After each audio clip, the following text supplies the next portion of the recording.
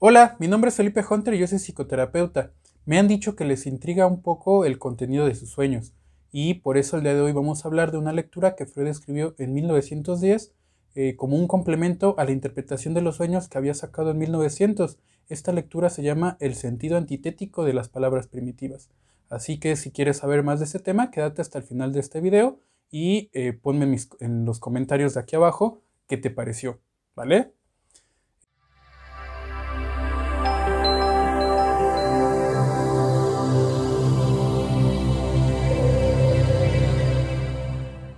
Bueno, les quiero pedir una disculpa porque la semana pasada nos retrasamos un poquito. Ya saben que todos los jueves subimos video, pero la semana pasada por exceso de trabajo tuvimos que subirlo hasta el viernes, ¿no? Quisimos darles mayor calidad, subiendo más fotos de los capítulos de Batman. El video de la semana pasada fue un análisis de los miedos y de los sueños más profundos del Batman de la serie animada de los noventas. Así que si lo quieres ver, te lo dejo acá arriba. Pues, y ahí me pones qué te parece el video. Ok, pues les quiero platicar que en 1900 Freud sacó un libro que para él iba a ser una revolución para toda la humanidad, ya que había recopilado como si fuera una enciclopedia todo lo que se había dicho sobre los sueños, cómo se interpretaban, todo el contenido que él podría sacar sobre los sueños, y fue un libro bastante extenso que él pensaba que iba a revolucionar a la humanidad. Y sí lo hizo, pero posteriormente, no inmediatamente cuando lo sacó vendió muy poquitos ejemplares, pero ya posteriormente, pues obviamente ha sido un libro que marca pues toda una trayectoria en el siglo XX, ¿no? 1900 fue un boom y marca como pues toda la trayectoria, porque de ahí se desprende pues todo el movimiento psicoanalítico y por otro lado también muchos movimientos artísticos como el surrealismo, como varias vanguardias que pues hablan sobre los sueños, ¿no? Entonces es un libro muy particular y que posteriormente a este libro pues vuelve a sacar un texto en 1900. Bueno, ya saben que leer a Freud es un poquito como ver Dark, porque él va regresando normalmente a sus lecturas anteriores a pues escribir algo más o agregar o quitar o hacer algunos cambios. Y entonces estás viendo una lectura de 1900 de Freud, pero ahí te indica que la modificó en 1910. Entonces, esta lectura sale de forma independiente en 1910, pero también tiene un punto en la interpretación de los sueños. Y este es un texto que a mí me parece bastante enriquecedor, sobre todo para nosotros psicoterapeutas que trabajamos con muchos pacientes que de repente pues traen algún sueño, y esto nos ayuda a comprender un poquito más. Y bueno, en esta lectura nos indica Freud que había leído un texto de un filólogo que se llama Abel. Los filólogos son los que se encargan del estudio del origen de las palabras, ¿vale? Entonces, Abel había hecho algún estudio con los egipcios y algunos otros pueblos primitivos, y a partir de ahí sale un texto que es el que comenta Freud en esta ocasión. Obviamente vemos que posteriormente dicen que Abel no estaba en lo correcto con respecto a lo egipto o a lo de los egipcios, pero pues que de todos modos sí tiene cierta relevancia en el mundo. Posteriormente se dieron cuenta que Abel tenía un error con respecto a los egipcios. Sin embargo, pues esta lectura dentro del psicoanálisis es muy importante, porque al final es un poquito de cómo se pudo o cómo se desarrolló el lenguaje en la humanidad misma, ¿no? Y en muchos pueblos como tal. Entonces, es muy enriquecedor. Entonces, en esta lectura vamos a encontrar cómo en algunos pueblos hubo un sentido antitético para el desarrollo del lenguaje. Y esto obviamente se escucha un poco complejo, pero vamos a tratar de explicarlo para que lo entiendan bien. Y aquí lo que vamos a entender es que un concepto surge en comparación a otro, ¿no? Entonces, hay una palabra que se ocupa para designar dos palabras o dos conceptos que podrían ser opuestos, como las dos caras de una misma moneda. Y así había palabras que podrían significar tanto fuerte como débil, ¿no? Y era la misma palabra. Vamos a poner un ejemplo, la palabra ken, ¿no? Así se me ocurre, que podría significar tanto fuerte como débil según se ocupara dentro de la expresión. Y esto era porque el concepto únicamente se iba a entender en comparación a su opuesto, así como luz y oscuridad no se pueden entender si no se entiende el concepto opuesto, ¿no? Y había una palabra para designar tanto luz como oscuridad, y ya era dependiendo los vocablos que se le, o la frase misma, la que le daba el sentido a esta situación. A partir de estos opuestos podríamos entender seco y mojado, podemos entender pues muchos otros conceptos que tienen cierta relación en comparación a su opuesto. Y es como si fuera la misma cara, bueno, el mismo concepto dentro de una palabra, como si fuera una moneda que simplemente le das una vuelta. Y así es como algunas palabras o algunos conceptos se van aprendiendo inclusive, ¿no? Cuando somos niños vamos desarrollando nuestro lenguaje, y para aprender estos conceptos también lo llegamos a hacer nosotros a partir de su opuesto, ¿no? Y es a partir de este desarrollo del lenguaje que marca el desarrollo también de parte de la mente humana, y pues una regla dentro de lo inconsciente. En este libro de la interpretación de los sueños, Freud ya nos había dicho muchas reglas, como por ejemplo, o varias teorías, o varios conceptos, o varias formas de entender los sueños, como el proceso primario, el proceso secundario, la condensación, el desplazamiento, la censura onírica. Y a todo esto, obviamente, se le va agregando también este otro concepto que es este sentido antitético, y Freud lo ocupaba como para interpretar. Y asimismo, en 1900 también, bueno, lo publicó posteriormente, el caso Dora, pero en el caso Dora que él trató a esta Dora en 1900, había dos sueños, y en el primero hace una interpretación a partir de este sentido antitético, porque en ese momento Dora se despertó, bueno, dentro de su sueño, soñaba que despertaba con un incendio en su habitación, ¿no? Al mismo tiempo, Freud sabía que Dora había tenido eneuresis, es decir, que se hacía pipí de noche, y que se despertaba con la humedad de su cama cuando se hacía pipí. Entonces, él lo que interpretó ese incendio en el que se despertaba dentro de su sueño como la eneuresis misma, como el sentido opuesto, que era este sentido antitético, fuego, eh, humedad, ¿no? O sea, como en este sentido, y ahí interpreta Freud de esa manera ese sueño. Y así abre la brecha para entender muchas cuestiones de la interpretación de los sueños, y posteriormente del lenguaje mismo, ¿no? Y cómo puede haber este sentido opuesto dentro de una concepción que una persona que va hablando en su discurso puede tener y no se da cuenta. Y, por ejemplo, dentro de un espacio analítico, dentro del consultorio, nosotros vamos escuchando como terapeutas este sentido del lenguaje, no únicamente en la interpretación de los sueños, sino en el paciente mismo. Viene Lacan, después de Freud, como unos 30, 40, 50 años después. Él nos menciona cómo el inconsciente está estructurado como un lenguaje. Entonces, a partir de esto, hace un cambio en la concepción psicoanalítica sobre el discurso del paciente, y ahí podemos entender cómo en el lenguaje este sentido antitético también puede dar un sentido inconsciente o un sentido a lo inconsciente que se manifiesta en el discurso. Y esto es muy revelador para pues, el psicoanálisis mismo, ¿no? Porque estas reglas que Freud llegaba a utilizar dentro de los sueños, algunas de ellas, no todas, las empezamos a utilizar dentro del lenguaje mismo, ¿no? Dentro del discurso. Y es decir, cuando llegan con este tipo de situación, dentro del discurso se escucha una palabra que, que escuchamos desde lo inconsciente, pues ahí podemos indicar que hay un sentido y lo mencionamos, ¿no?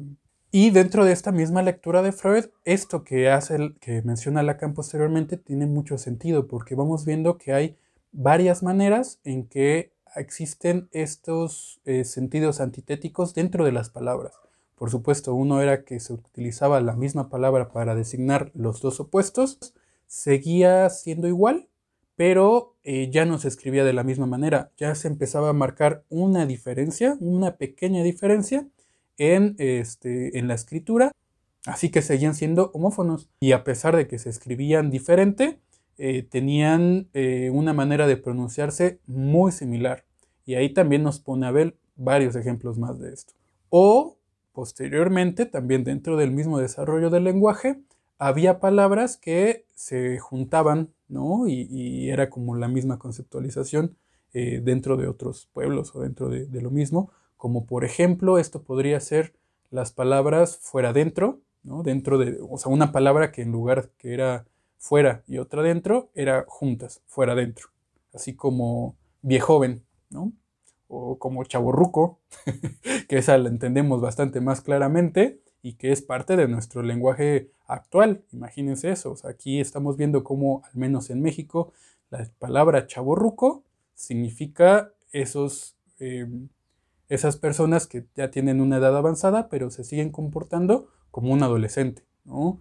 Y pues bueno, obviamente aquí no se juzga a nadie, no se juzga cómo se quieren divertir y ojalá cuando, bueno, yo ya soy medio chavorruco, pero ojalá cuando tenga yo 50, 60 años me pueda seguir divirtiendo como un joven y que me digan chavorruco, creo que a esa edad me gustaría mucho que me dijeran así.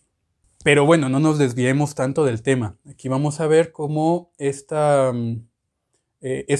forma de conceptualización donde se juntaban las dos palabras en una misma, podría funcionar. Y ahí hace cierto sentido, cierta referencia a lapsus que puede haber de repente dentro del propio eh, espacio clínico. Y por otro lado, también nos va a decir Abel cómo había palabras que podían decirse en un sentido y en otro. Es decir, y como un ejemplo ponen la palabra gut, que en alemán antiguo, o en alemán, no sé, bueno, al menos en alemán antiguo ya podría ser 1900, tampoco estudié filología, pero había esta palabra gut para significar tanto bueno como malo, y se podía escribir tanto gut, o se podría decir tanto gut como tug, lo opuesto, es decir, volteada la palabra. Y aquí hay un ejemplo que con este quiero saludar a Miguel Sandoval Maza, que él nos lo platicó, él fue mi profesor muchos años en la universidad y en la maestría, y él nos llegó a platicar cómo había un sueño de un individuo, que ni sé quién es, ni lo voy a describir todo el sueño en la totalidad, simplemente un concepto, donde el chavo iba arriba de un avión, ¿no? Y pasaban varias cosas en el sueño, aquí no lo vamos a describir como tal, pero lo que hizo Miguel para interpretar esto fue decir avión y volteó el sentido de las letras, el sentido de las sílabas, para decir novia, ¿no? O sea, avión al revés, novia. Y cambiaba todo el sentido y obviamente se lograba un sentido de la interpretación de ese sueño, ¿no? Porque aquí, a ver, les voy a platicar un poquito, sin entrar tanto a detalle. La persona soñó que iba cabalgando un avión y que el avión sacaba bombas, ¿no? Y había una explosión, ¿no? Entonces, por supuesto que ahí se puede entender cierto sentido sexual y más si se interpreta el avión como la palabra misma volteada, novia. Entonces, por supuesto que esto nos da bastante claridad y bastante sentido y por supuesto que ahí dices, ah, por eso era avión, por eso estaba cargando un avión. Tiene más sentido cuando era novia. Pero bueno, un poquito así nos dice Abel que esto podía pasar en estos pueblos primitivos donde la palabra se volteaba y listo. Y por supuesto que todo este desarrollo del lenguaje puede dejar formas de funcionar dentro del inconsciente, dentro de la mente humana y dentro del funcionamiento de la misma mente, del discurso y sobre todo dentro de los sueños. Y como les dije, ya fue posteriormente cuando llega Lacan y llega a decir cómo esto puede manifestarse dentro del propio lenguaje porque el inconsciente mismo está estructurado como un lenguaje. Vamos a ver cómo esta lectura nos ayuda a comprender más acerca de la mente humana, más acerca de lo inconsciente, más de los sueños y es un poco en antesala a todo el desarrollo de la metapsicología que Freud escribió apenas unos años después del sentido antitético de las palabras primitivas. Y para cerrar un poco este video y aparece dentro de esta lectura, hay un momento bastante como Inception, porque es un texto citado de otro texto citado, porque Abel cita a un filósofo que se llama Bain, no sé cómo se pronuncia, y Freud cita la cita de Abel. Pero esta frase está muy padre y pues da bastante sentido de la importancia de la filología, la importancia del psicoanálisis y obviamente la importancia de la palabra y del discurso dentro de la palabra. Se las voy a leer porque está muy padre y vamos a ver qué pasa. Así dice Paine, adentro del texto de Abel, adentro del texto de Freud. La esencial relatividad de todo conocimiento, pensamiento o conciencia de algo no puede menos que manifestarse en el lenguaje. Si todo lo que podemos conocer es visto como una transición a partir de alguna otra cosa, toda experiencia debe tener dos aspectos y todo nombre debe tener un doble significado. O bien, para todo significado debe haber dos nombres. Está muy profunda esta frase, ¿no? ¿Qué les produce, ¿no? ¿Qué les hace reflexionar? Déjenlo en los comentarios aquí abajo, estaría padrísimo leer qué piensan de esta frase, pero yo les pongo aquí que todo, o sea, y esto es muy psicoanalítico, todo el conocimiento de uno mismo se tiene que expresar en el lenguaje, en la palabra, en el decir, obviamente decir, y esto tiene todo un sentido cuando ya hemos estado dentro de un análisis y hablamos de nosotros y cómo conocimiento de nosotros mismos o el conocimiento en sí se expresa. Y a partir de que se expresa, pues entonces tiene ya mayor claridad y un sentido mucho mayor. Y entonces cuando nosotros hablamos de nuestros deseos, entonces le damos un sentido mucho mayor y mucho mayor empuje para poder realizarlos o para dejarlos de hacer, ¿no? Porque no todos los sueños o no todos los deseos tienen que volverse realidad necesariamente. Y pues aquí también en esta misma frase entendemos cómo está esta cuestión del nombrar y cómo una palabra o una cosa puede tener dos nombres. Y pues ahí también nos hace reflexionar mucho a los que sabemos de psicoanálisis y de la importancia del nombre. Pero bueno, aquí vamos a ver la importancia del lenguaje y, por supuesto, de las palabras y del sentido que pueden estar escondidas en ellas, porque en cada frase que decimos puede haber 2, 3, 4 sentidos, los que sean, y funcionar al mismo tiempo. Y por eso, dentro del psicoanálisis, estamos siempre a la expectativa de lo que se escucha en el discurso del paciente. Pero bueno, por lo pronto aquí vamos a dejar este video. Si te gustó, dale like, comenta, suscríbete, activa la campanita y nos vemos en el siguiente video. Compártelo, me sirve mucho si lo compartes. Que tengan buena tarde y recuerden que si trabajan con su salud mental, vivirán mejor y se atreverán a enfrentar sus deseos. Hasta la siguiente.